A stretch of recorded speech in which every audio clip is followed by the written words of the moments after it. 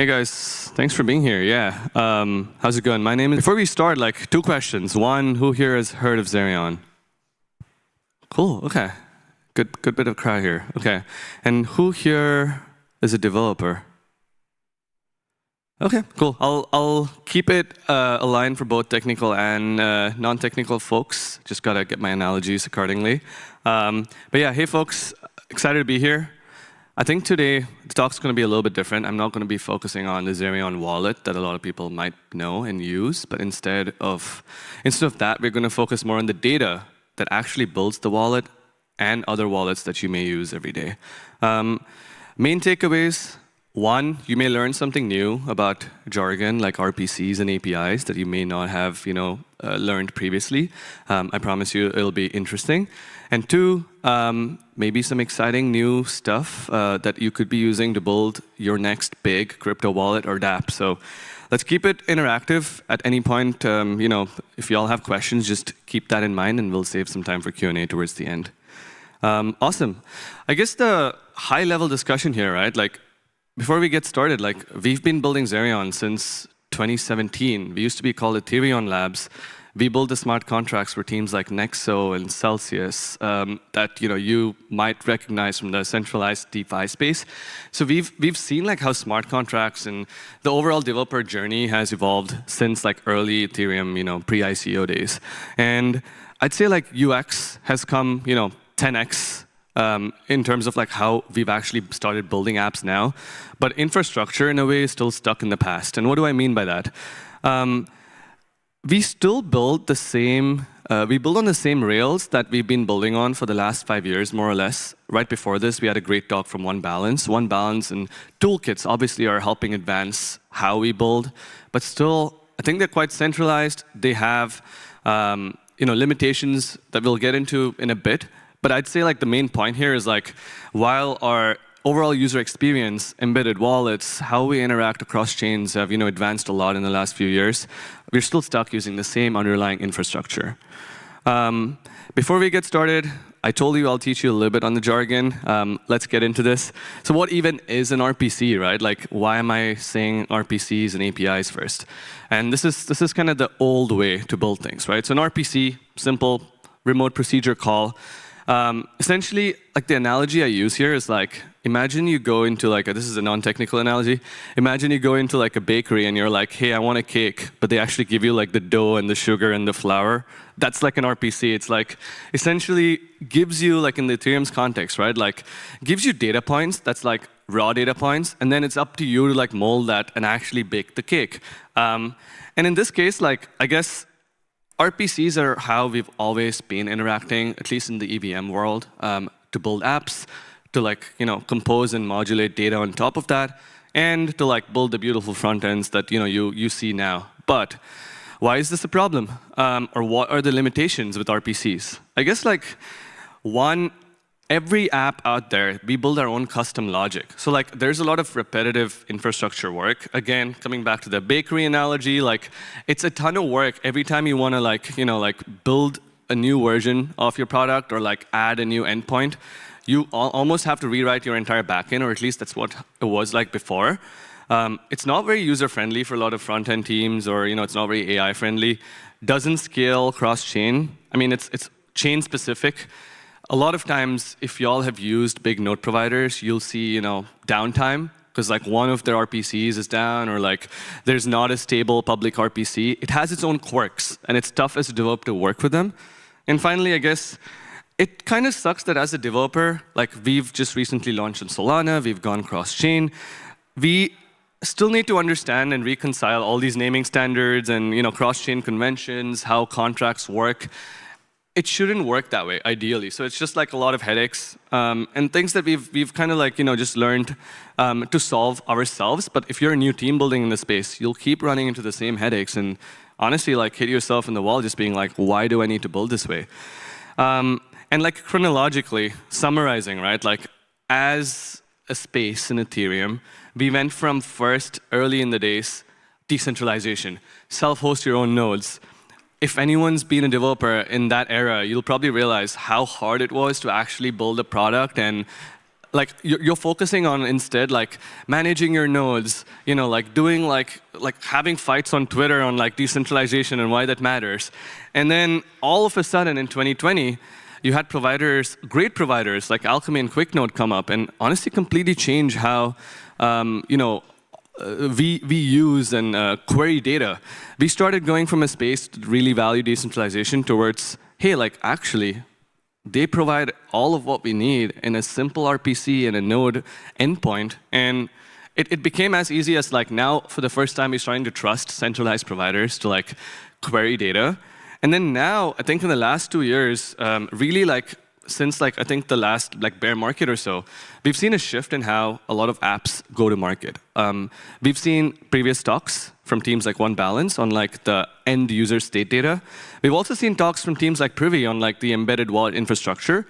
But one that as an end user, a lot of people oftentimes forget is the actual like data that's shown in your app. So like whether it's the charts that you see for your wallet or it's like the P&L, the token balances, that has changed drastically in the last 2 years towards what we see here, which is real-time APIs, streaming, webhooks, and whatnot.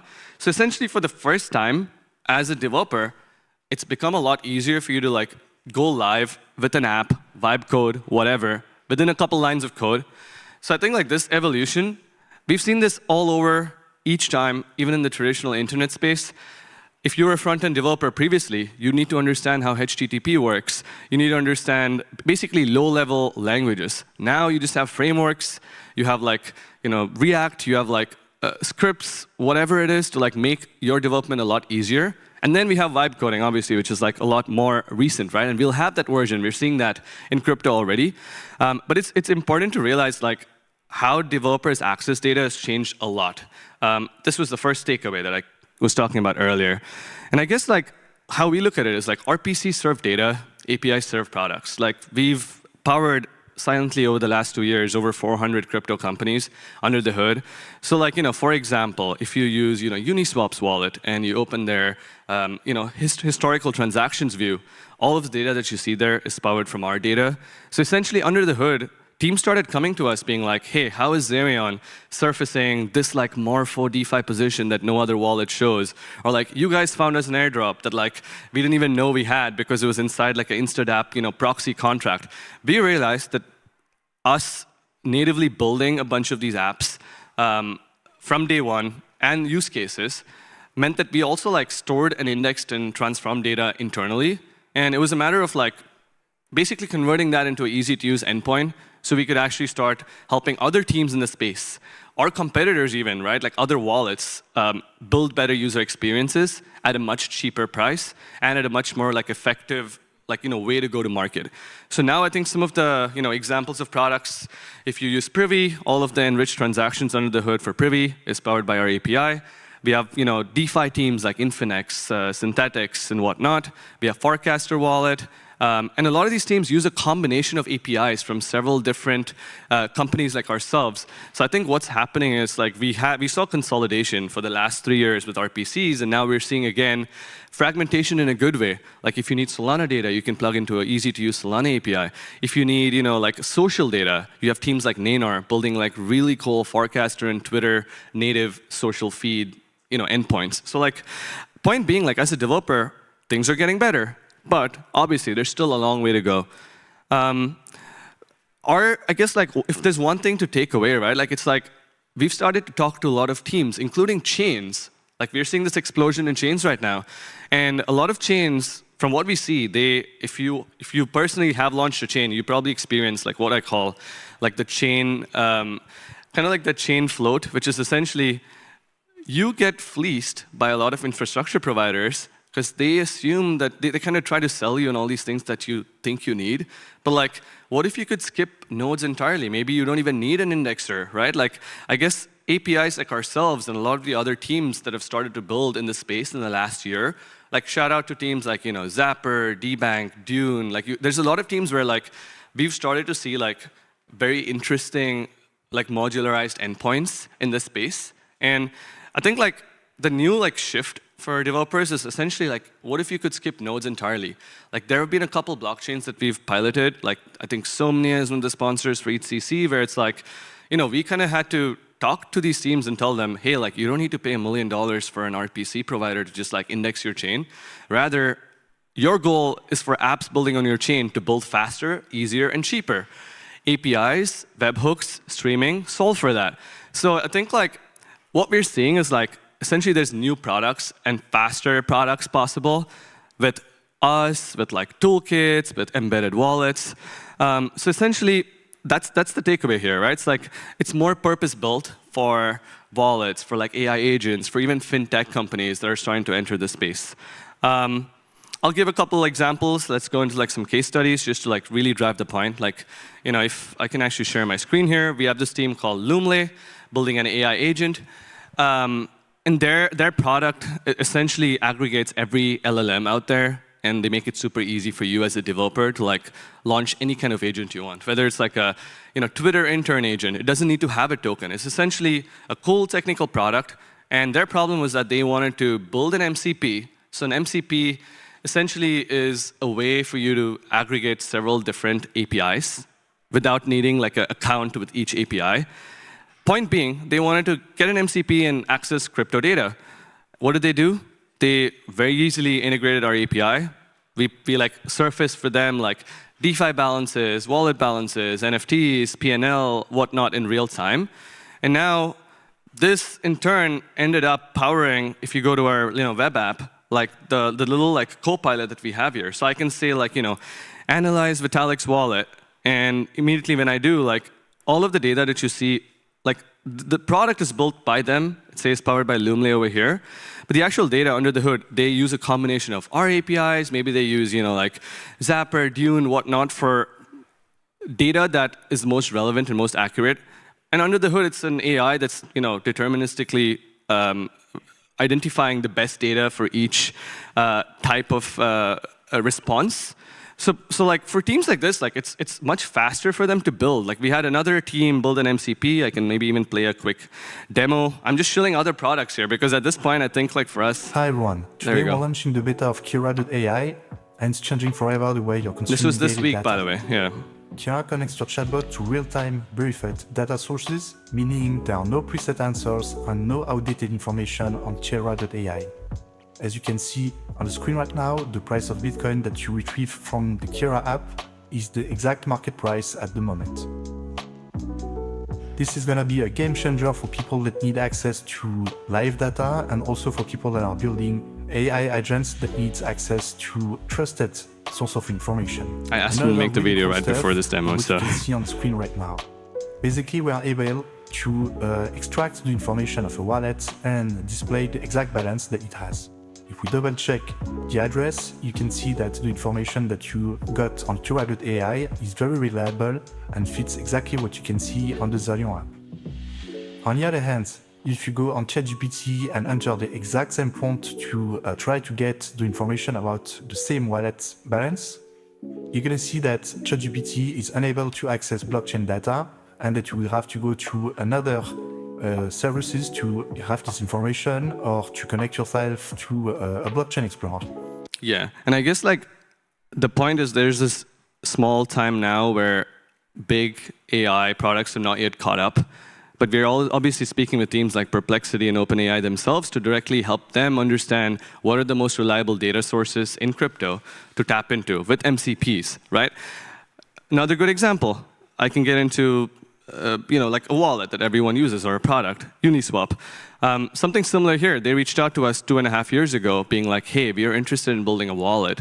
And we hear, basically that we can replicate everything you have in your wallet within a few days. So like what would previously take, a whole engineering team and like months of literally like replaying every chain and storing the data yourself is now as simple as, hey, we have this idea. Can you do this for us? And hey, like we have 10 chains that we want to launch in the next 3 months. Can you integrate them for us? So I think like, in a way, like we've shifted our, like how we see the space as well, where it's like you can be a wallet or a consumer app and also like build data products and developer tools. So coming back to what I said earlier, no need to build or maintain custom indexers for every chain for them. I think that was the big takeaway there. And a couple other things as well. If you're curious, like I was gonna like if I have more time, like even show like some of the apps I was vibe coding. But for the developers here, if you want to get a little bit more into the actual code, I just pull up like a couple scripts with my own wallet. So like it's as easy as might need to be zoomed in a bit. So this is just like a simple like P&L script. And P&L data, by the way, profit and loss data, really expensive.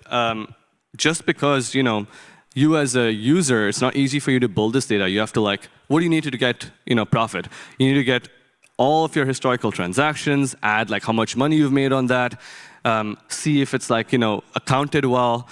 Now it's as easy as a simple script. Oops, well the script isn't working, but good. Thankfully it worked right before. A simple script to get you, here's the wallet I added. Here's net invested. Here's my realized P&L. Unrealized P&L, yeah, my unrealized is pretty bad. It's minus $20,000. Total P&L, also super bad. But like point being, like all of this, and I've spent a lot of money to Ethereum. I've donated like $1,300 so far in fees, right? Like this data is like as granular where you could actually build. I think we worked with Coinbase for some of this data, where if you open the new Coinbase wallet, they have a chart and they have I think net inflows and outflows powered by our API. So it's like this same data would have costed them a ton of engineering effort, expensive, maybe slow. We offer this in like near real-time speed. So it's like it's become a lot easier for you to literally, and I just vibe coded the script earlier, which is probably my mistake for vibe coding. But that's the point. Like it's as easy as a couple of lines of code, and very easy for us to get started as well. I think earlier OneBalance gave a good example of like how do you use LLMs to interact with their APIs. We have all the similar LLM TXT and OpenAPI files as well. So yeah, I hope you guys took away the two things I said you will at the start. One, RPCs versus APIs and how this space has evolved. And two, if you have a new app or a new consumer product you're interested in building, it's as easy as you yourself, even as a non-technical founder, could build this. And we're happy to help you build towards whatever you'd like. You can get a free API key at zerion.io/API or docs.zerion.io. We just launched on Solana as well in beta. So happy to, I know we're in an ETH conference, but as an EVM maxi myself, I can say the Solana ecosystem is growing a lot too. And yeah, in 2025, no one should be parsing raw data to show a wallet balance. Thank you. Thank you for the speaker. If we have time for some couple of questions, if there is. So there is no questions, and let's thank you. Say thank you.